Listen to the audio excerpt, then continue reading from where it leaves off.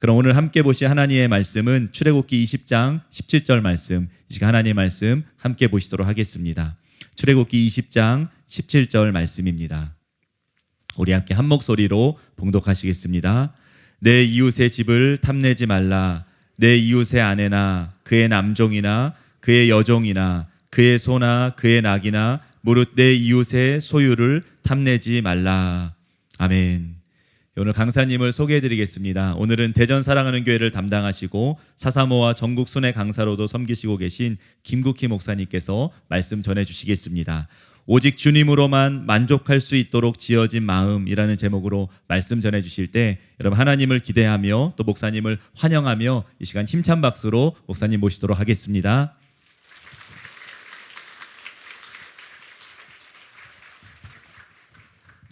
우리 옆에 계신 분들과 인사 좀 나누시면 좋겠습니다. 예수님이 우리의 소망이 되십니다. 이렇게 인사 나누시면 좋겠습니다. 예수님이 우리의 진정한 소망이 되시는 줄로 믿습니다. 목사님 말씀해 주신 대로 오직 주님으로만 만족할 수 있도록 지어진 마음, 이런 제목으로 하나님의 말씀 나누도록 하겠습니다. 이 시대는 참으로 탐욕의 시대입니다. 세상은 끊임없이 너도 그것을 가질 자격이 있어 이렇게 부추깁니다.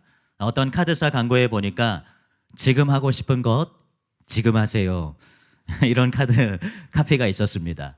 당장 감당할 수 없어도 긁으라는 거죠. 고상하게 말하고 있지만 욕망에 충실하라는 것입니다.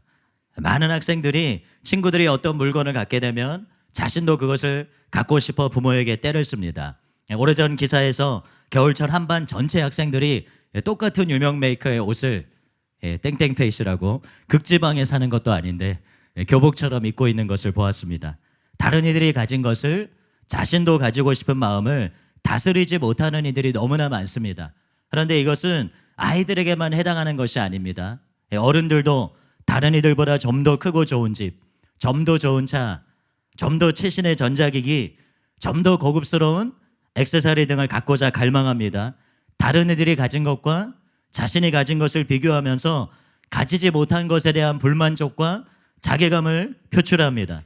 한탕을 노리면서 자신의 능력으로 감당할 수 없는 빚을 내어 투자를 하다가 파산하기도 하고, 영끌하여 산 집에 대한 이자를 감당할 수 없어서 경매로 넘기기도 합니다. 또 SNS를 통해서 자신이 누리고 있는 것들이 얼마나 대단한 것인지를 사람들에게 자랑하고, 사람들은 그것에 좋아요를 누르고, 우리 말씀에 좋아요를 눌러야 되는데 가지고 싶은 것, 원하는 것에 좋아요를 누르면서 부러워하고 그들처럼 되고자 자신의 삶을 태운다는 거예요. 미국의 한 목회자가 탐욕에 빠진 이 시대의 사람들의 실상에 대해서 이렇게 생생하게 기록하고 있습니다. 나는 조금 더 교회에 속해 있다. 이 교회에 가입하는 것은 위험할 정도로 쉽다. 종교를 선택하지 않고도 그것에 저항하지 않으면 가입은 저절로 된다. 이 교는 더 많이, 새로운, 더 빨리, 더 깨끗한, 더 화려한과 같은 거룩한 단어들로 된 자체의 기도문을 갖고 있다. 그것은 외상구매, 즉석 신용 승인, 계약금 없음, 후불, 3개월 무이자라는 자체의 뿌리 깊은 예배의식을 가지고 있다. 그것은 자체의 설교자, 전도자, 선제자 사도를 갖고 있는데 광고 제작자, 상품을 선전하는 사람, 그리고 유명 스폰서들이 그들이다. 물론 그것은 자체의 사당, 예배당, 신전, 성지를 갖고 있는데 쇼핑몰, 대형 슈퍼마켓, 클럽 창고형 마트가 그것들이다. 그것은 신용카드와 직불카드라는 자체의 성내전도 있다. 그것은 흥청망청 돈쓰기라는 황홀한 경험을 갖고 있다. 조금 더 교가 선언하는 중심적인 메시지는 갈망하라, 소비하라, 물질의 왕국이 여기 있느니 이다. 미국의 현실을 그린 내용이지만 우리에게도 전혀 위화감이 없는 내용입니다. 이 시대의 수많은 그리스도인들이 오늘 본문 말씀인 이 10계명의 10번째 계명을 마치 없는 것처럼 살아갑니다. 그러나 하나님은 탐하는 것을 분명히 죄라고 말씀하고 계십니다. 그러므로 우리는 탐심이 있는지 우리 자신을 점검하고 어떻게 탐심을 이길 수 있는지 깨닫고 싸워 이기는 자들 되어야 될 줄로 믿습니다. 첫 번째로 탐하는 것이 무엇입니까? 탐하는 것이 무엇인지 모르는 분은 없을 거예요. 어릴 때부터 또 커서도 우리는 이 탐하는 것을 경험적으로 너무나 잘 알고 있습니다. 이 타마다라는 뜻의 히브리어 하마드는 특별히 자기의 유익을 위하여 어떤 사람의 물건이나 또 어떤 사람을 원하다, 열망하다, 탐내다 그런 의미를 갖고 있습니다. 존 맥케이는 탐내는 것을 타인에게 속한 것을 그릇된 방식으로 소유하려는 지나친 욕구 그렇게 말합니다. 또 토마스 와스는 세상을 갖고자 하는 만족할 줄 모르는 욕구다 그렇게 정의했어요. 이 탐심에 해당하는 헬라어 단어는 플레오넥시아입니다. 이 원래 뜻은 더 많이 갖는 것입니다. 로마인들은 이것을 소유에 대한 저주스러운 사랑이다 그렇게 표현했고 주로 남의 것을 갖고 싶어하는 유독한 욕망이라는 뜻으로 사용했습니다. 그런데 이 하마드라는 단어가 탐욕에 사로잡힌 내적인 상태만을 가리키는가 아니면 탐욕의 대상을 취하는 외적인 행위까지 포함하는가 하는 중요한 의문을 가질 수가 있습니다. 근데 구약 성경에 보면 이 두 가지가 다 나타나고 있습니다. 잠언 6장 25절에 보면 내 마음에 그의 아름다움을 탐하지 말며 그 눈꺼풀에 홀리지 말라. 이 구절에 보면 아름다운 여인의 마음이 사로잡히는 내적인 상태를 말하고 있어요. 이것에 반해 출애굽기 34장 24절은 다릅니다. 내가 이방 나라들을 내 앞에서 쫓아내고 내 지경을 넓히리니 내가 매년 3번씩 여호와 내 하나님을 뵈려고 올 때에 아무도 내 땅을 탐내지 못하리라. 여기에 사용된 하마드는 땅을 차지하는 외적인 행위를 포함하고 있습니다. 용례가 그러하니까 두 가지 의미를 다 취하면 되는 것 아닙니까? 그렇게 생각할 수 있습니다. 그러나 학자들은 이 명령이 외적인 행위를 포함한다고 보면 간음하지 말라는 7계명과 도둑질하지 말라는 8계명과 중복이 된다고 봅니다.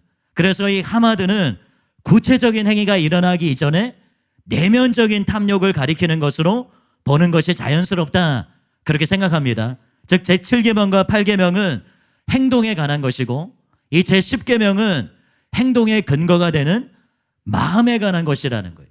여러분 많은 사람들이 즉흥적으로 또 갑자기 충동으로 죄를 범할 수도 있지만 많은 경우에 마음에서부터 계획합니다. 마음이 먼저 이끌리고 욕심이 잉태하여 죄를 낳게 됩니다. 그래서 마음이 모든 죄의 시작점이 된다는 것이죠. 이러한 이해는 10계명을 설명하는 신명기 본문을 통해서도 입증이 돼요. 5장 21절에 보면 내 이웃의 아내를 탐내지 말지니라. 내 이웃의 집이나 그의 밭이나 그의 남종이나 그의 여종이나 그의 소나 그의 낙이나 내 이웃의 모든 소유를 탐내지 말지니라. 앞에 탐내지와 두 탐내지가 우리말로는 같지만 원어를 보면 다른 말이 쓰이고 있어요. 앞에는 하마드, 뒤에는 아바라는 단어가 쓰이고 있습니다. 이 아바라는 동사는 외적 행위가 아닌 내적인 상태, 곧 욕심을 가리키는 용어입니다. 두 가지가 병렬을 이루면서 쓰여지고 있기 때문에 지금 이것은 행동으로 옮겨지지 않은 마음의 상태로 보는 것이 자연스럽다는 거예요. 이 제10계명이 이처럼 외적인 행동이 아니라 주로 마음속에 그릇된 욕망을 금하는 것이라는 사실은 굉장히 중요한 것을 우리에게 말해줍니다. 바로 하나님의 명령은 단순히 외적인 것만을 금하는 것이 아니라 죄악의 원천인 마음까지도 판단하시고 심판하시고 또 그것을 통해서 우리를 달아보신다는 것이, 필립 라이크는 이 10번째 계명을 해석하면서 하나님은 외적인 순종뿐 아니라 내적인 순종을 요구하신다 그렇게 말하고 있습니다. 예레미야 17장 9절 이하를 보면 만물보다 거짓되고 심히 부패한 것은 마음이라 누가 능히 이를 알리오마는 나 여호와는 심장을 살피며 폐부를 시험하고 각각 그의 행위와 그의 행실대로 보응하나니 이렇게 말하고 있어요. 하나님은 우리의 행실만을 살피시는 것이 아니라 우리의 마음을, 우리의 동기와 소원을 살피시는 분이신 줄로 믿습니다. 우리는 예수님께서 마음이 청결한 자가 되어야 된다고 말씀하신 걸 알고 있습니다. 그러나 구약에서도 하나님은 그 백성들에게 행실뿐만이 아니라 마음을 본다고 말씀하신 거예요. 구약에서나 신약에서나 하나님은 변함없이 우리의 마음을 살피시는 분이신 줄로 믿습니다. 그래서 우리는 반드시 우리의 마음을 탐하는 것에서 지켜내야 될 줄로 믿습니다. 예, 두 번째로 탐심이 무서운 죄라는 것을 우리는 알아야 될 줄로 믿습니다. 골로새서 3장 5절 말씀을 통해서 우리는 탐심이 우상숭배라는 것을 분명히 알고 있습니다. 우상숭배의 결과가 무엇입니까? 잠언 1장 19절에 보면 이익을 탐하는 모든 자의 길은 다 이러하여 자기의 생명을 잃게 하느니라. 또 에베소서 5장 5절에 보면 탐하는 자, 곧 우상숭배자는 다 그리스도와 하나님 나라에서 기업을 얻지 못하리니, 이렇게 기록하고 있어요. 여러분, 바울은 탐하는 자가 멸망하게 되는 과정을 디모데전서에서 자세하게 그리고 있습니다. 부활이 하는 자들은 시험과 올무와 여러 가지 어리석고 해로운 욕심에 떨어지나니 곧 사람으로 파멸과 멸망에 빠지게 하는 것이라. 돈을 사랑함이 일만하게 뿌리가 되나니 이것을 탐내는 자들은 미혹을 받아 마음에서 떠나 많은 근심으로써 자기를 찔렀도다. 탐심은 온갖 시험과 얼무와 미혹을 끌어당긴다는 것입니다. 마치 자석이 그 철들을 끌어당기는 것처럼 우리 속에 탐심이 있을 때 미혹과 그리고 모든 올무와 시험들을 끌어당긴다는 것이, 만약 우리의 삶 가운데 시험이 많다면, 여러 가지 올무들이 있다면 우리는 생각해 봐야 됩니다. 내가 그것을 끌어당기고 있는 것은 아닌가? 결국 파멸과 멸망에 빠지게 한다는 것입니다. 자기를 찔러도다 라는 표현이 보여주는 것처럼 탐심이라고 하는 것은 우리를 고통스럽게 하고 결국은 죽음에 이르게 하는 무서운 죄라는 것이에요. 그런데 여러분, 많은 그리스도인들이 탐심을 정말 우상숭배와 같은 죄로, 멸망케 하는 심각한 죄로 생각하는가 하면 그렇지 않다는 거예요. 여러분, 정상적인 그리스도인이라면 우상을 자기 집에 드리는 것을 생각하지 못할 것입니다. 어떤 우상의 모양을 가진 것을 집에 놓고 그것에 절하는 거, 기도하는 거 상상할 수가 없을 것입니다. 제가 예전에 필리핀에 어학연수 간 적이 있습니다. 제 튜터 중에 불교 신자가 있었어요. 제가 필리핀에 있으면서 그곳에서 여행하는 게 저렴했기 때문에 베트남으로 여행을 갔습니다. 근데 그 베트남에는 불교 용품들이 굉장히 쌉니다. 무엇에 홀렸는지 제가 불교 용품 샵에 들어갔어요. 목사님 아들이 그 선생님을 생각하면서 그렇게 들어갔어요. 그리고는 불상들을 하나씩 이렇게 살펴봤습니다. 조자한 모형들을 샀습니다. 무엇에 홀렸는지 불상을 샀어요. 부끄러운 고백이지만 그 선생님한테 드리면 좋겠다, 그런 생각을 은연중에 한 것 같습니다. 그런데 제가 그것을 사고 돌아오는 그 마음에서 얼마나 마음이 불편했는지, 얼마나 심령에서 양심의 가책이 느껴졌는지 그것을 싼 그대로 쓰레기통에 던져 넣었던 것이 기억이 납니다. 여러분, 우리는 이토록 우상의 모양의 경계를 합니다. 그런데 탐심에 대해서 그런 마음을 갖고 있느냐는 거예요. 정말 탐심에 대해서 그런 마음을 갖지 않는 그리스도인들이 얼마나 많냐는 것입니다.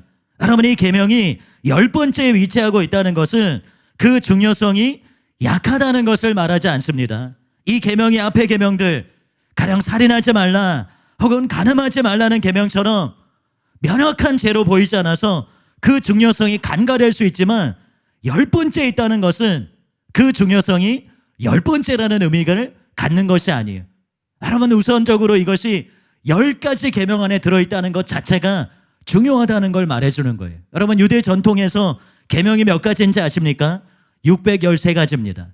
그 가운데 10번째에 들어가 있는 거예요. 그리고 또 중요한 것은 이 계명이 첫째 계명과 밀접하게 연관된 계명이라는 것입니다. 여러분, 첫째 계명이 무엇입니까? 너는 나 외에는 다른 신들을 내게 두지 말라. 가장 근본적이고 가장 기초적인 명령 아닙니까? 그래서 어떤 학자들은 10계명도 인클루지오 구조, 샌드위치 구조를 갖고 있다, 그렇게 말하고 있는 것입니다. 여러분, 어떻게 이 10번째 계명이 첫째 계명과 밀접하게 연관을 맺고 있습니까? 왜냐하면 탐낸다는 것은 결국은 나를 주장하고자 하는 욕망과 관련이 있기 때문이에요. 아무리 하나님께 기도해도, 아무리 간절히 소원하고 구한다 할지라도 자기만을 위해서 구한다는 것은 결국 자기를 섬기는 것이요, 결국에는 하나님을 섬기는 것이 아니라 자기 자신을 위한 기도를 드리고 있는 것이기 때문입니다. 여러분, 인류 최초의 죄악이 무엇입니까? 바로 아담과 하와가 하나님께서 금하신 선악과를 따먹은 것이, 표면적으로 보면 불순종의 죄이지만 그 근저에는 더 심각한 문제가 있습니다. 선악과는 단순히 선과 악을 알게 되는 나무가 아니죠. 뱀은 그 나무 열매를 먹으면 눈이 밝아져서 하나님과 같이 될 것이다, 그렇게 말했습니다. 다시 말해서 선악과를 취하는 것은 하나님 같이 되기를 원하는, 내가 주인이 되어서 내가 선택하고 내가 원하는, 내가 바라는 것을 취하고 살겠다는 자기 독립의 표현이라는 것입니다. 하나님은 바로 그렇게 자기의 길을 따라간 이들을 향해서 뭐라고 말씀하셨어요? 제사 드리고 분향하는 것을, 우상을 찬송하는 것과 다름이 없다, 그렇게 말씀하신 겁니다. 그뿐만이 아니라 토마스 와스는 이 나머지 9가지의 계명을 모두 범하게 하는 것이 바로 이 탐심이다, 그렇게 말하고 있습니다. 여러분, 탐심 때문에 주의를 범하게 됩니다. 탐심 때문에 거짓말을 말하게 됩니다. 탐심 때문에 안식일을 범할 뿐만 아니라 살인과 간음을 저지르고 도적질과 거짓 증언까지 하게 된다는 것이에요. 바울은 돈을 사랑함이 일만하게 뿌리가 된다, 그렇게 말했습니다. 여러분, 이 계명의 중요성을 제대로 인식하게 되시기를 바랍니다. 여러분, 그러면 우리가 그저 탐심이 얼마나 위험한 것인지를 아는 것, 그것의 정의가 무엇인지를 아는 것, 거기에 그쳐서는 안 됩니다. 우리 자신의 속에 탐심이 있는가? 나는 정말 탐심에서 자유한가? 이걸 점검해 봐야 되지 않겠습니까? 그것을 위한 리트머스 시험지가 있어요. 점검할 수 있는 여러 가지 요소들이 있습니다. 여러분들이 이것을 통해서 여러분 자신을 점검해 보시기 바랍니다. 첫째는 돈을 더 많이 벌고 인정받고 높아지는 것에 집착한다면 탐심에 사로잡힌 것입니다. 누가복음에 보면 예수님께서 한 부자 이야기를 하셨어요. 끊임없이 소유하여 더 큰 곳간을 짓고 쌓아두고 또 쌓아두며 거기에서 평안을 누리려고 하는 자를 향해서 주님은 어리석은 자요, 하나님께 부여하지 못한 자다, 그렇게 말씀하셨어요. 여러분, 하나님께 부여하지 못하다는 것은 문맥을 살펴보면 하나님의 생명과 무관하다, 그런 의미입니다. 영생과 무관하다, 그런 의미입니다. 톨스토이가 쓴 사람에겐 얼마만큼의 땅이 필요한가라는 제목의 소설이 있습니다. 검소한 한 농부가 있었어요. 이 농부가 자신의 검소함을 자랑하듯이 넓은 땅도 많은 땅도 나는 필요 없다, 그렇게 말했어요. 그런데 사단이 그 음성을 듣습니다. 그 소리를 듣고 그에게 많은 돈을 가지게 해주었습니다. 그러자 그에게 욕심이 들어왔어요. 더 많은 땅을 갖기를 원했습니다. 어느 날 땅을 사러 갔는데 그 땅 주인이 너무 놀라운 얘기를 하는 거예요. 해가 뜬 순간에 출발하고 해가 지기 전에 출발점으로 돌아오면 걸은 만큼의 땅은 모두 당신의 것입니다. 여러분, 이 사람이 어떻게 했습니까? 조금이라도 더 많은 땅을 얻고 싶어서 걷고 또 걷고 뛰고 또 뛰었어요. 그런데 많은 그런 땅을 갖기 위해서 뛰고 또 뛰었는데 해가 지기 시작하는 거예요. 늦었구나 생각하며 전속력으로 달려오는데 너무나 더운 그 지방에서 그렇게 허겁지겁 달려왔을 때 그는 피를 토하고 쓰러져 죽게 되었습니다. 결국 그에게 남은 땅은 무엇입니까? 그를 묻는 데 쓴 단 한 평의 땅뿐이었다는 것이에요. 여러분, 이것이 탐심에 사로잡힌 자의 결말인 것입니다. 두 번째는 무엇입니까? 더 많이 갖기 위해 다른 사람들에게 상처를 입힌다면 탐심에 사로잡힌 것이, 여러분, 우리가 다른 이들에게 상처 주기 위해서 꼭 칼을 들어야 되는 것 아닙니다. 우리는 우리의 말을 통해서, 우리의 눈빛을 통해서, 또 우리의 태도를 통해서, 표정을 통해서, 무관심을 통해서 상처를 줄 수 있어요.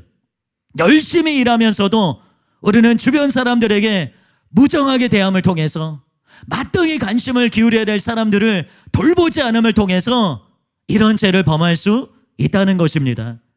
언젠가 중고 가전을 판매하는 분이 방송에 나온 것을 본 적이 있습니다. 이분은 주말도 상관없고 휴일도 상관없이 끊임없이 전화를 받고 있었어요. 좋은 물건을 팔겠습니다. 또 물건을 사겠습니다. 그런 전화가 끊임없이 걸려왔습니다. 그러면은 그때가 언제든지 휴일이든지 어떤 날이든지 낮이든지 밤이든지 무조건 뛰쳐나가는 거예요. 그런데 그 모습을 보고 있던 아내와 또 가족들의 모습은 너무나도 불행해 보였습니다. 모든 것을 포기한 모습이었어요. 또 그러는구나. 아빠는 원래 그런 사람이야. 그런 모습이었어요. 가족의 행복을 위해서 일한다고 하면서도 도리어 가족을 불행하게 만들고 있었다는 것입니다. 여러분, 저와 여러분들의 모습 가운데 이런 모습이 있지는 않습니까? 세 번째로, 이미 소유하고 있는 것을 나눌 마음이 없다면 탐심에 사로잡힌 것입니다. 바울은 우리가 먹을 것과 입을 것이 있은즉 족한 줄로 알 것이니라 말하고 있어요. 그 근거가 무엇입니까? 세상에 아무것도 가지고 온 것이 없음에 또한 아무것도 가지고 가지 못하리니. 제가 예전에 유행했던 유행가 가사가 있습니다. 알몸으로 태어난 즉 옷 한 벌도 건지겠소. 그런 가사가 있어요. 그대로 간다는 것이, 알몸으로 태어나서 알몸으로 가는 것이 우리의 실상입니다. 그런데 사람들이 착각하는 것입니다. 자신이 얻은 것을 영원히 가지고 갈 것처럼. 전도서의 저자는 내가 해 아래서 내가 한 모든 수고를 미워하였노니 이는 내 뒤를 이어리에게 남겨주게 됨이라. 내 것이 내 것이 아니라는 거예요. 결국 내가 누린 거 다른 이의 것 될 거라는 것입니다. 그러므로 움켜쥐기만 하는 태도가 얼마나 어리석은 것인지를 깨달아야 된다는 것입니다. 여러분, 우리는 알아야 돼요. 우리 가진 것은 소유권이 아니라 사용권이라는 것입니다. 재물의 의미는 소유하는 것에 있는 것이 아니라 그것을 어떻게 사용하는가, 그것은 도구이지 목적이 아니라는 것입니다. 그래서 우리가 반드시 해야 되는 훈련이 있습니다. 바로 드림의 훈련과 나눔의 훈련입니다. 베풀고 섬기는 훈련입니다. 앤디 스탠이라는 분이 이렇게 말했어요. 나눔은 단순히 해야 할 의무 정도가 아니다. 그것은 교만에 빠져 어리석은 부자가 되지 않도록 막아주는 백신이다. 나눔은 돈이 더 많이 생긴 뒤에 해야 하는 일이 아니다. 그것은 나중에 돈이 더 많이 생긴 뒤에도 똑같이 실천할 수 있도록 미리 연습해야 하는 일이다. 나눔은 단순히 마음이 움직일 때만 하는 일이 아니라 계획을 세워서 해야 하는 일이다. 나눔은 부의 부작용을 막아주는 예방책이다. 최근에 굉장히 독한 감기로 고생을 했습니다. 원래 주변 분들이 다 감기 걸려도 저는 감기를 안 걸려서 마음이 높아져 있었는데 이번에 겸손해졌어요. 마음이 아주 겸손해졌습니다. 여러분, 이틀 동안은 기침 때문에 밤을 꼬박 새울 정도로 고생을 했어요. 여러분, 바이러스가 우리 몸에 침투하고 싸우려고 하면 몰아내기가 쉽지가 않습니다. 미리 침투하지 못하도록 강한 면역력을 가져야 돼요. 그런데 이 탐심이라는 바이러스에 대한 예방책이 있다는 것입니다. 그것이 바로 지속적인 드림과 나눔을 실천하는 것입니다.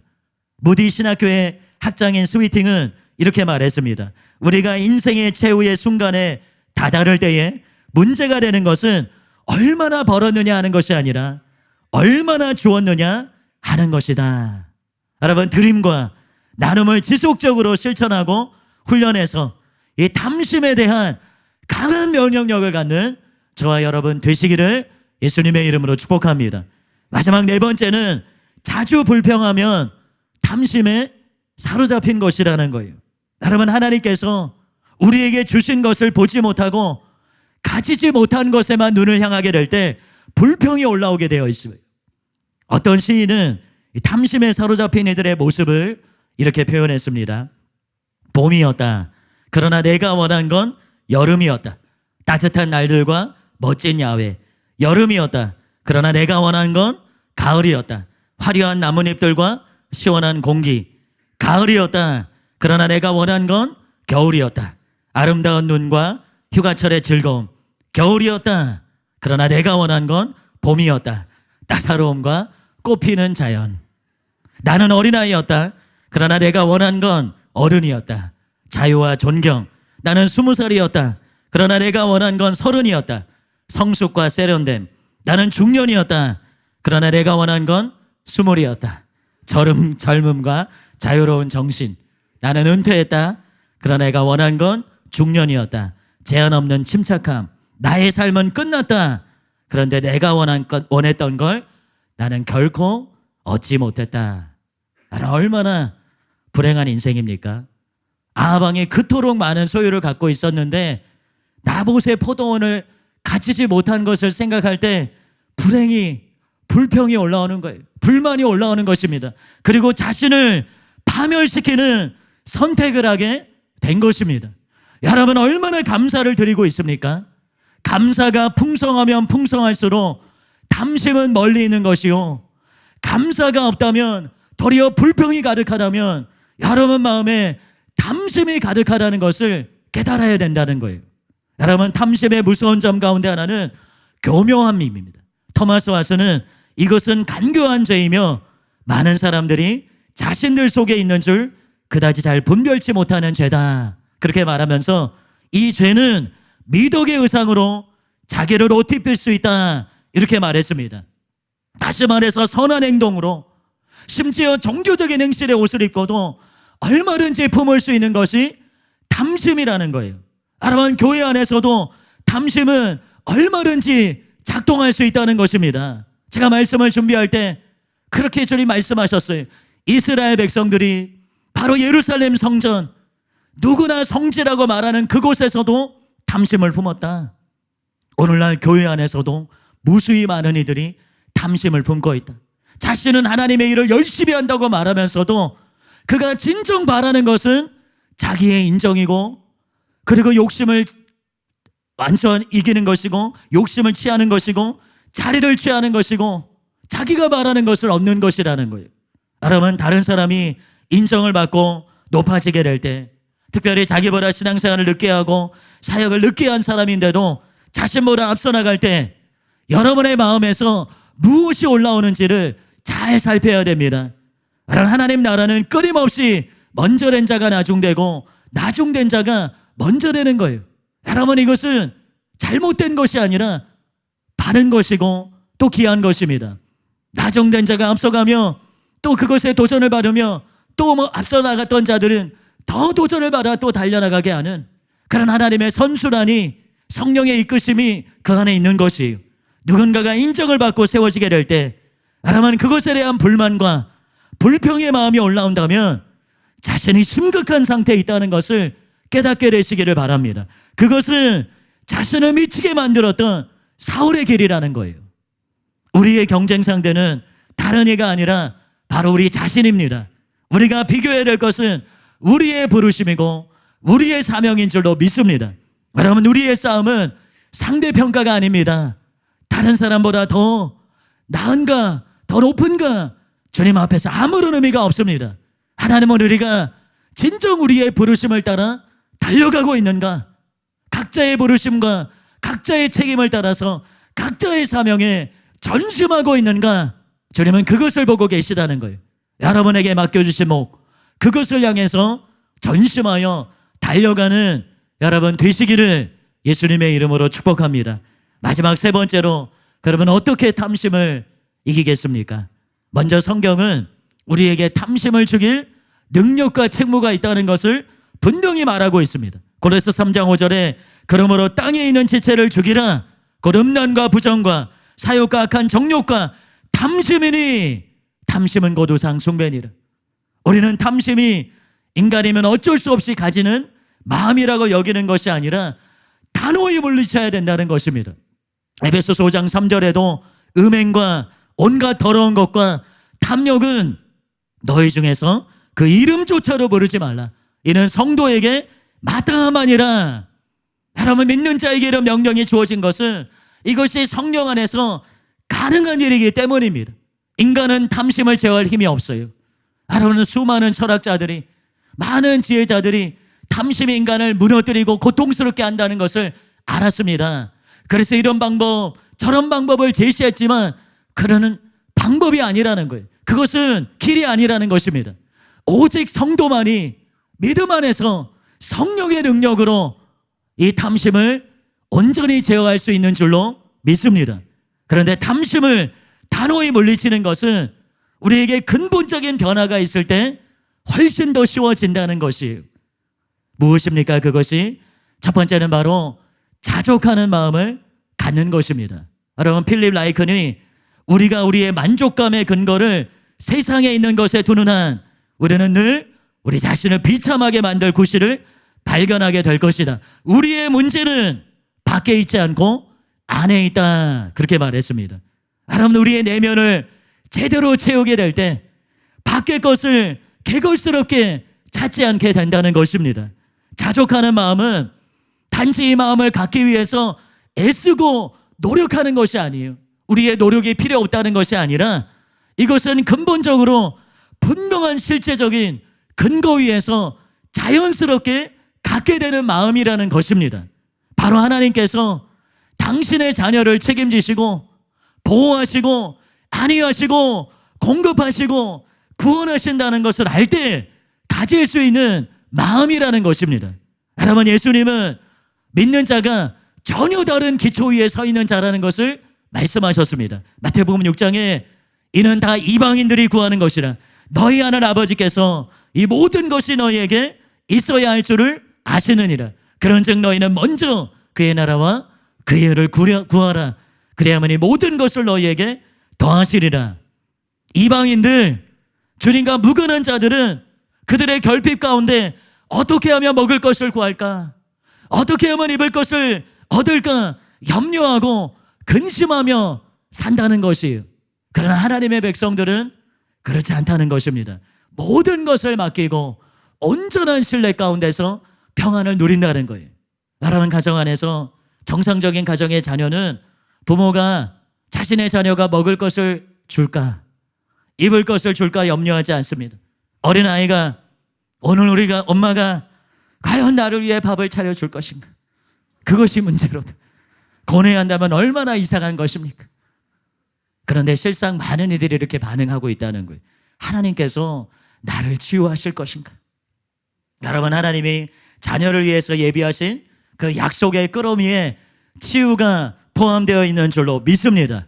하나님의 자녀는 아버지께서 주실 것을 신뢰하면서 온전한 평안을 누리는 것이에요. 담대하게 아버지 안에 있는 그 하나님 나라와 의를 위해서 자신을 드리는 삶을 사는 거예요. 더 이상 재물의 노예로, 더 이상 무엇을 먹을까, 무엇을 입을까 염려하면서 그렇게 하루하루 염려하며 살아가는 것이 아니라 잠자유자로 사는 것입니다. 시편 73편의 기자 아삽은 자신이 한때 실족할까 염려하고 넘어질 뻔했음을 고백하고 있습니다. 악인의 형통함을 보며 질투했기 때문이죠. 부유했고 권세를 지녔고 사람들이 당하는 고난을 당하지 않는 것으로 그 많은 이들이 보이게 됐어요. 아삽은 그것을 보면서 나는 경건하게 사는데 나의 의로운 행실이 무슨 소용이 있는가 생각을 했어요. 그런데 그의 눈이 열어져서 악인들의 종말과 의인들의 결말을 보게 되었을 때 그는 깨닫게 되었습니다. 24절 이하에 보면 주의 교훈으로 나를 인도하시고 후에는 영광으로 나를 영접하시리니 하늘에서는 주의 누가 내게 있으리요 땅에서는 주밖에 내가 사모하리 없나이다. 하나님께 가까이 함이 내게 복이라. 내가 주 여호와를 나의 피난처로 삼아 주의 모든 행적을 전파하리이다. 악인이 득세하는 것 같은 이 시대 가운데 여러분, 우리도 아삽과 같은 의문을 품을 수 있습니다. 하나님, 왜 공의가 이루어지지 않습니까? 하나님, 왜 이 땅에 이 나라의 정의는 어디로 간 것입니까? 우리는 그런 의문을 가질 수 있습니다.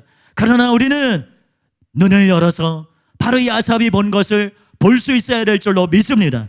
자족하려면 주님을 알아야 됩니다. 주님을 경험해야 돼요. 주님의 행하심을 보고 깨달아야 됩니다. 바울은 단순히 자족했다 말하지 않고 자족하기를 배웠다 그렇게 말합니다. 자족하는 것은 단번에 이루어지는 것이 아니라 일련의 과정이라는 거예요.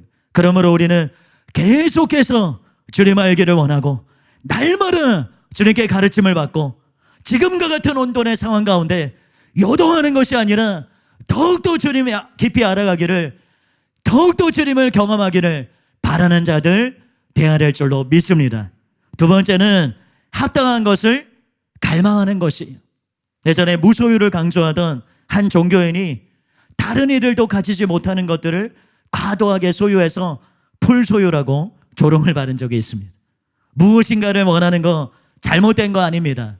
욕구는 하나님께서 특별한 목적을 가지고 우리에게 주신 거예요. 목마름을 느끼지 못하면 우리는 물을 찾아 먹지 않아서 갈급해하다가 죽게 되는 거예요. 배고픔을 느끼지 않는 이는 음식을 찾아 먹지 않아 죽게 됩니다.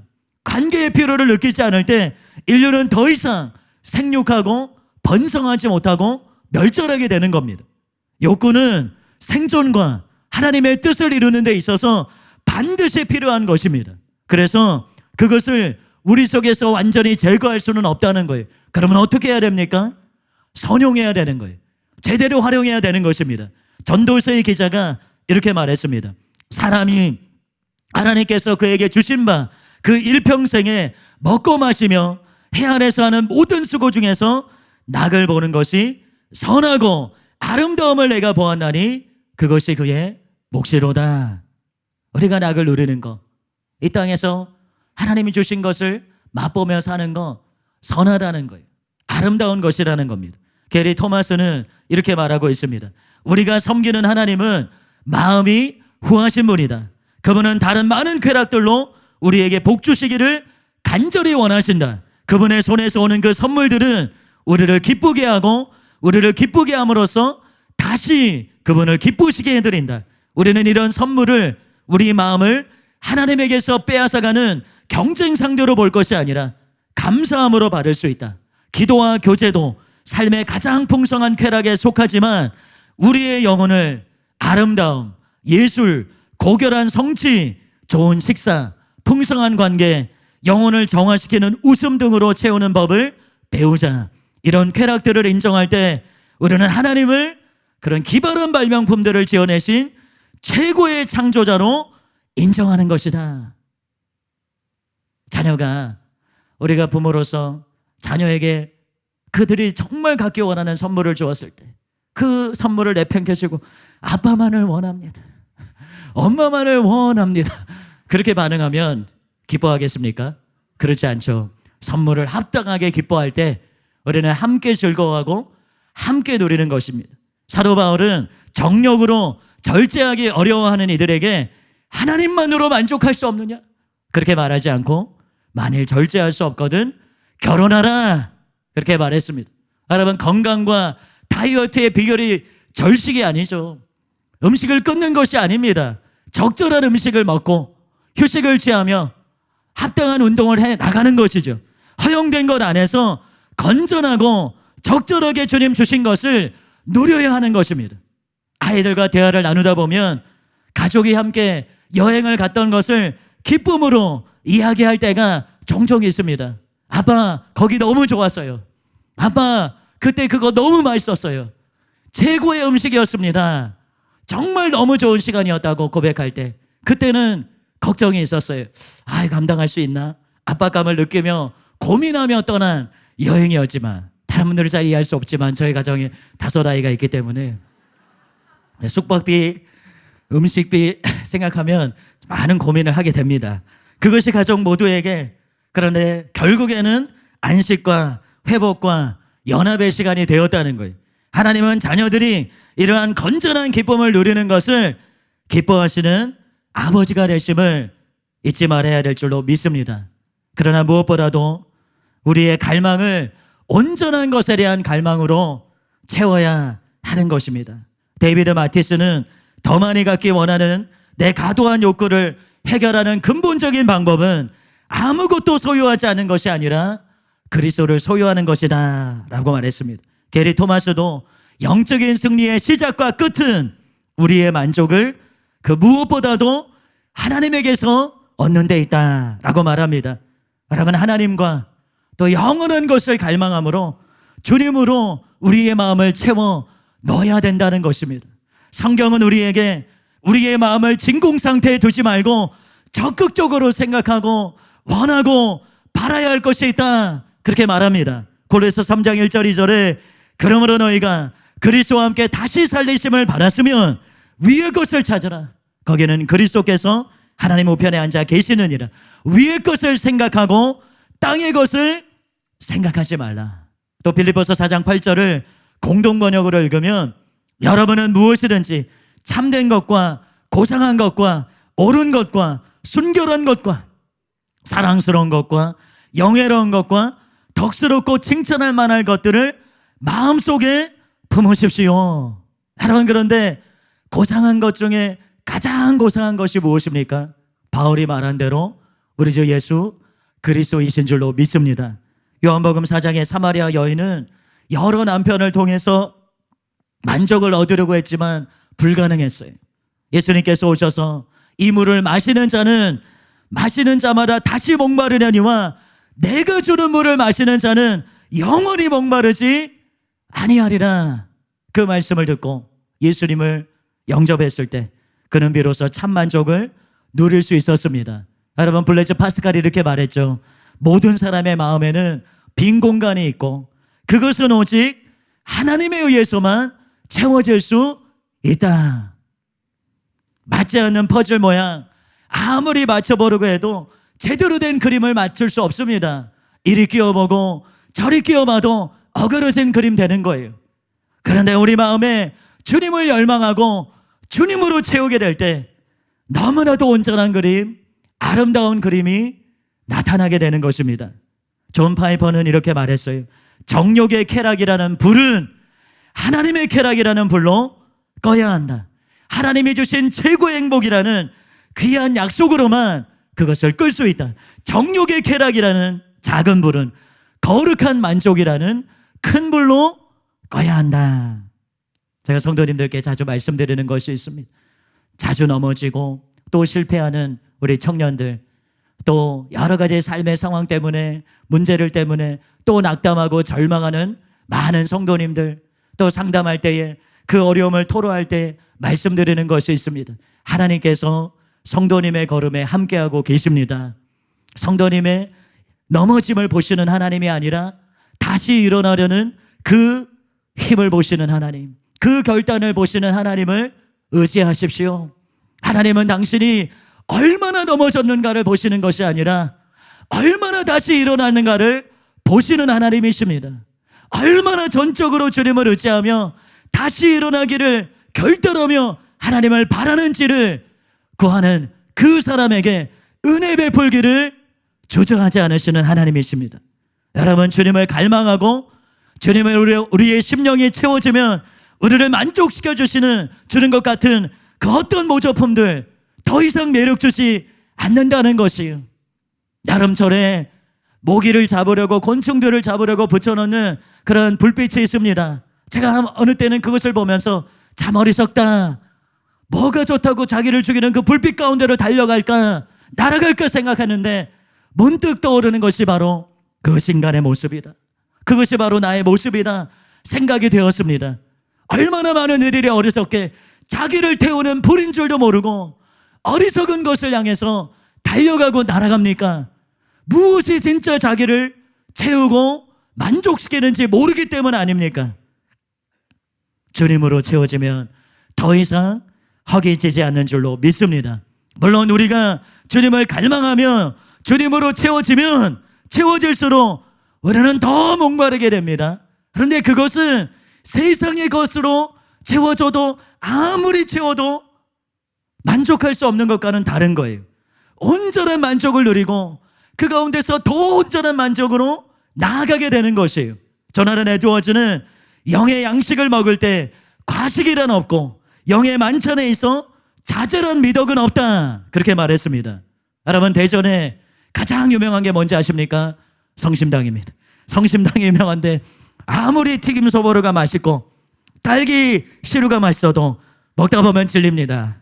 그러나 예수빵은 먹어도 질리지 않고 온전한 만족, 넘치는 만족을 주는 것이, 주님을 조금 맛보고 그치는 것이 아니라 먹고 또 먹고 마시고 또 마시는 여러분 되시기를 바랍니다.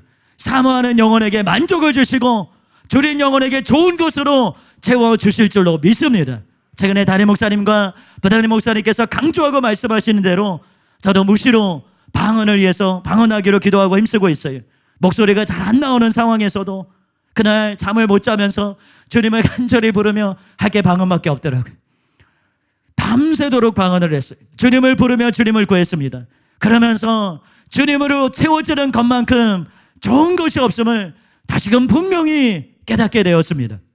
여러분, 주님으로 채워진 자야말로 진정으로 산 자라는 거예요.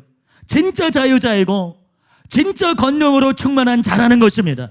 그는 이제 더 이상 자기 마음을 채울 것을 찾아서 방황하는 자가 아니라는 거예요.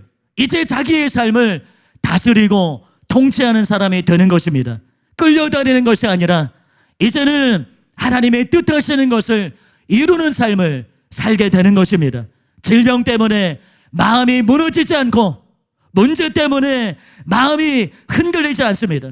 저는 어제 그 소식을 들으면서 한 30-40분 동안은 멍했습니다. 그토록 기도했는데, 그토록 간구했는데 하나님에게 무엇입니까? 멍한 마음이 들었어요. 그런데 성령님께서 기도하라는 마음을 주시고 그 마음 가운데 또 위로하시고 안위하시고 미래를 보게 하시고 네가 바라야 될 것은 바로 나다 라고 말씀하실 때 다시 마음을 추스렸습니다. 여러분, 주님이 행할 것을 바라보며 견고하게 서서 하나님의 뜻을 분명하게 외치는 자들 되시기 바랍니다. 나를 향한 주님의 뜻은 치유고 생명입니다. 우리를 향한 주님의 뜻은 하나님의 뜻을 이루는 것이요, 이 땅을 향한 하나님의 뜻은 망하는 것이 아니라 사는 것이요, 하나님의 뜻을 이루는 것입니다. 당당하게 주장하는 여러분 되시기 바랍니다. 강력한 치유 사역자였던 존 레이크는 단순히 치유의 은사로 사역하지 않았어요. 그는 누구보다도 주님을 뜨겁게 갈망하며 구했습니다. 존 레이크가 2년째 병으로 앓고 있었던 한 노인을 방문했을 때 그 경험을 이렇게 말하고 있어요.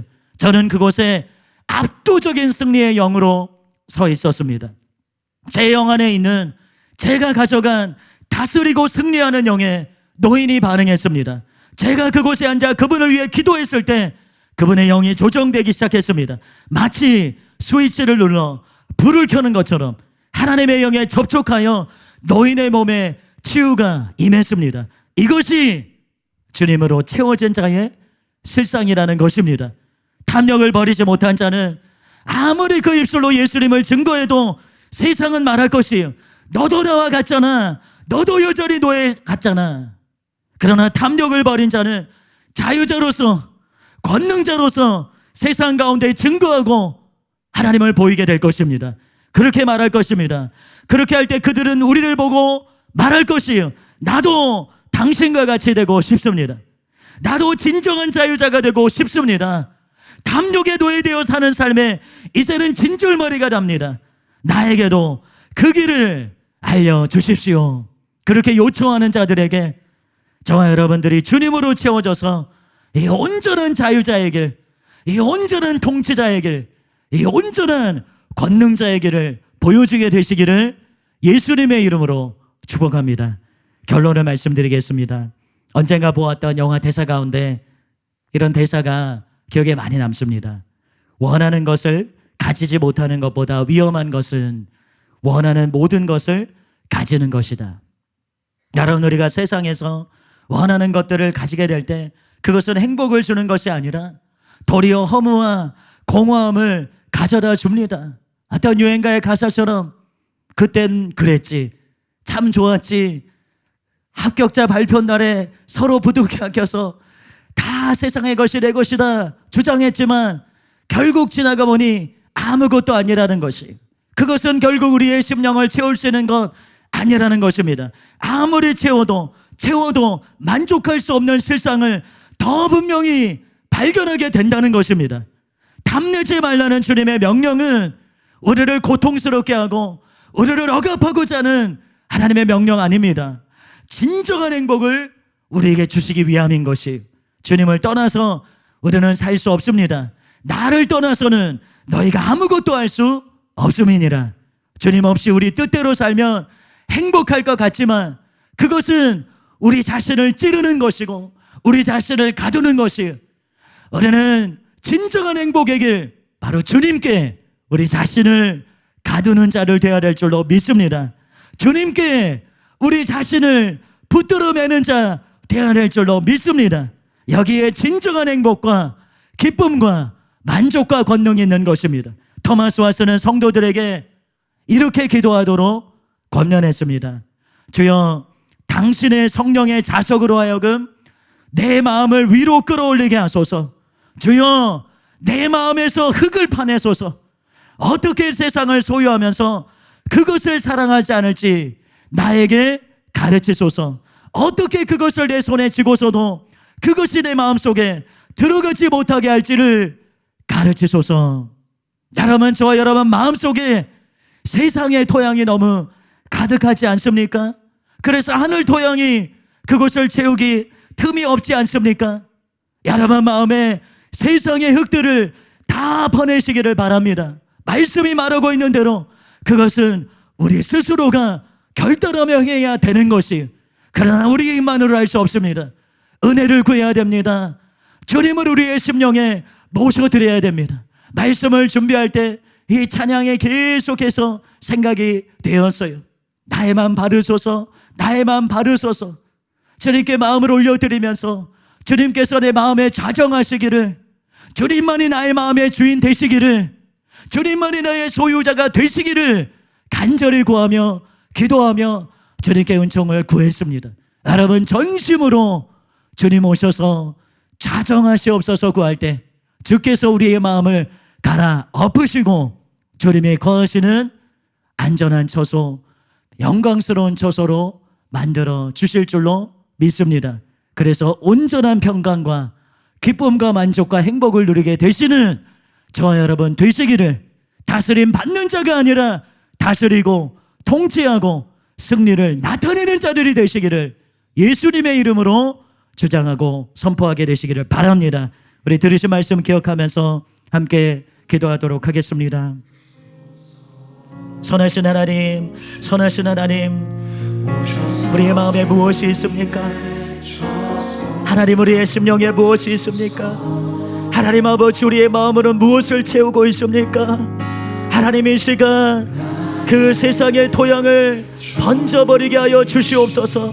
우리의 마음에 가득한 세상의 토양을, 하나님, 우리의 마음에 가득한 그 세상의 토양을 하나님 아버지, 우리가 우리의 결단을 통해서 하나님 부어주시는 은혜를 통해서 하나님 아버지 완전히 데워 없애버리는 자들이 될 수 있도록 주님 은혜 베풀어 주시옵소서. 하나님, 왜 우리가 흔들립니까? 하나님, 왜 우리가 흔들립니까? 세상이 흔들린다고 하나님, 왜 우리가 흔들립니까? 세상은 요동한다 할지라도, 세상은 흔들린다 할지라도, 세상은 진동한다 할지라도 하나님, 우리는 진동하지 않을 것입니다. 하나님, 우리는 요동하지 않을 것입니다. 오직 주님에게만 뿌리를 내리게 될 것입니다. 선하신 하나님, 선하신 하나님, 선하신 하나님, 하나님 아버지, 이 시간 우리의 마음 가운데 저정하여 주시옵소서. 하나님, 이 시간 우리의 마음 가운데 저정하여 주시옵소서. 하나님 아버지, 우리가 바라고 가라는 것, 우리가 소원하고 담력하는 것에 붙잡히는 것이 아니라 하나님 아버지, 진실로 주님을 바라는 자, 하나님 그 영원한 것을 바라는 자들이 될 수 있도록 선하신 하나님, 선하신 하나님은 총을 베풀어 주시옵소서. 이 시간 우리가 우리의 마음을 온전히 살피기를 원합니다. 주님의 빛 가운데서 우리 자신을 살피는 자 되기를 원합니다. 주님의 빛 가운데서 우리 심령을 살피는 자 되기를 원합니다. 하나님 아버지, 진실로 우리가 바라는 것이 무엇입니까? 하나님 아버지, 나의 행동으로는 그렇게 하지 않는다 할지라도, 아버지, 내가 손에 검을 들고 있지 않다 할지라도 하나님, 나의 행동으로 얼마나 많은 사람을 찌르고 있지 않습니까? 나의 가족을 찌르고 있지는 않습니까? 사랑하는 사람들을 찌르고 있지는 않습니까? 마땅히 돌봐야 될 자들을 돌보지 않으므로, 마땅히 돌아봐야 될 자들을, 마땅히 사랑하고 관심을 기울여야 될 자들을 사랑하지 않으므로 그저 높아지고 인정받고 많이 소유하기 위해서 달려가므로 하나님 아버지, 수많은 영혼들을 고통 가운데 있게 하지 않습니까? 하나님 아버지 움켜쥐고 하나님 나누려고 하지 않으므로 하나님 아버지 당신의 바이러스가 하나님 아버지 욕망의 바이러스가 우리를 장악하려고 하고 있지 않습니까? 드리는 자들이 되게 하시고 나누는 자들이 되게 하시고 하나님 기꺼이 베푸는 자들이 될 수 있도록 주님 은혜 베풀어 주시옵소서. 하나님 우리 가운데 진실로 감사가 넘쳐나고 있습니까? 하나님 우리 속에 불평이 하나님 우리가 의식하지 못하는 가운데 불만이 하나님 아버지 우리가 의식하지 못하는 가운데 하나님 아버지 앞에서 원망하는 마음이 있지 않습니까? 진실로 감사와 찬양과 존귀와 영광을 올려드리는 자 되기 원합니다. 주님 우리에게 베풀어 주시는 애 생각할 때에 주님 우리에게 베풀어 주시는 애를 기억할 때에 하나님 아버지 우리에게 베풀어 주신 그거가 함께 하시는 애들을 기억하고 생각하고 떠오를 때에 하나님 아버지께 언당한 감사를 드리고 찬양을 드리기를 원합니다. 하나님 아버지 올라낼 때에 선하신 하나님의 연락과 하나님이 담겨 계시기 가운데 의로운 것을 따라 살아가는 것이 아니라 하나님 아버지 공의를 따라 사는 것이 아니라 이 땅에 무수히 많은 이들이 자기 이익을 위해 살아가는 이때에 자기의 욕망을 이루기 위해 살아가는 이때에 자기의 욕심만을 채울 수 있으면 공의들 정의들 다 버리는 이때에 하나님 우리는 어느 편에 서겠습니까? 하나님 우리는 어느 편에 서야 하겠습니까? 진실로 우리가 의로움의 편에 서게 하시고 하나님 진실로 우리가 공의의 편에 서게 하시고 하나님 우리가 정의의 편에 서게 하시고 하나님 우리가 하나님 편에 서는 자들이 될 수 있도록 하나님 우리가 이방인들과 같이 가는 것이 아니라 무엇을 먹을까 무엇을 입을까 어찌하면 인정을 받을까 어찌하면 높여질까 어찌하면 명예를 얻을까 어찌하면 권위를 취할까 하나님 고민하고 많은 자들이 아니라 하나님 우리가 그 나라와 그 일을 구하는 자들이 되기를 원합니다. 키리아 손나가라바 키리아 소야가라바 키리아 소야가라바세 세상의 것을 탐닉하며 쫓아가는 자가 아니라 세상의 것을 탐닉하며 쫓아가는 자가 아니라 선하신 하나님 우리가 진실로 우리의 마음 채울 수 있는 유일하신 분 주님으로만 채워질 수 있는 주님으로만 만족하도록 채워진 하나님 우리의 마음에 주님으로 채워넣고 또 채워넣기를 원합니다. 세상의 것 아무리 먹어도 세상의 것 아무리 취해도 우리에게 만족을 줄 수 없습니다. 그러나 주님은 우리에게 만족을 주시고 참 만족을 주시고 행복을 주십니다. 진정한 기쁨을 주시고 참 안식을 주십니다.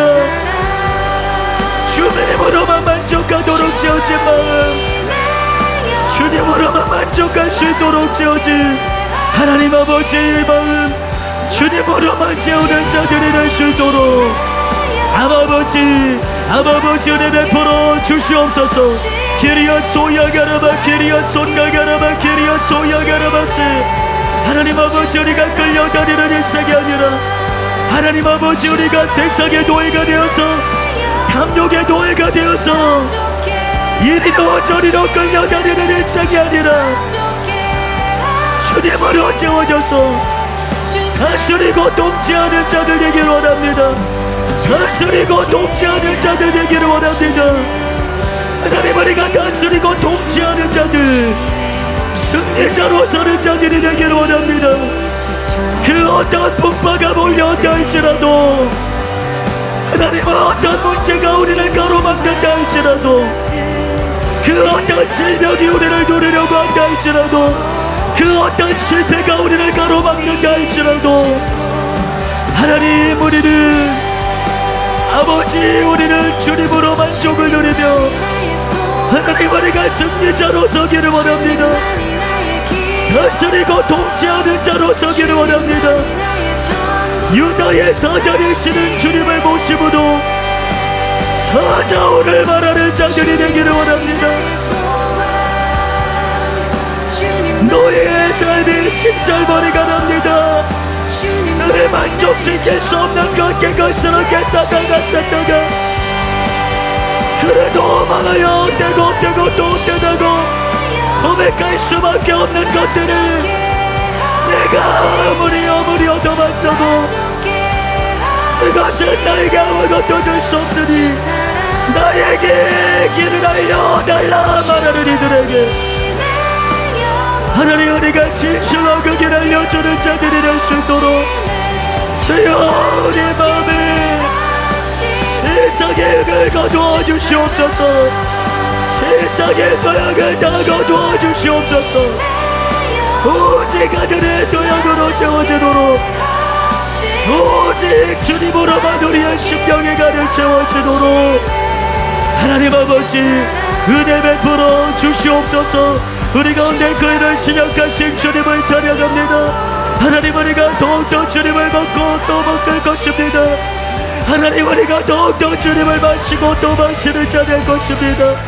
우리가 끊임없이 주님을 찾고 주님을 바라고 주님을 맛보고 주님을 경험하고 주님을 누리는 자들이 될 수 있도록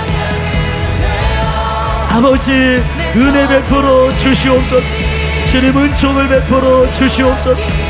그래서 세상 가운데 하나님 아버지 하나님을 보이고 주님을 드러내는 자들, 주님으로만 만족한 자들만이 드러낼 수 있는 하나님 아버지 그 온전한 평강과 만족과 행복과 다 낼 수 있는 자들이 될 수 있도록 주님 은혜 베풀어 주시옵소서.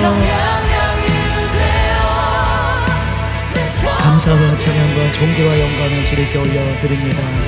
감사드리며 예수님의 이름으로 기도합니다. 아멘.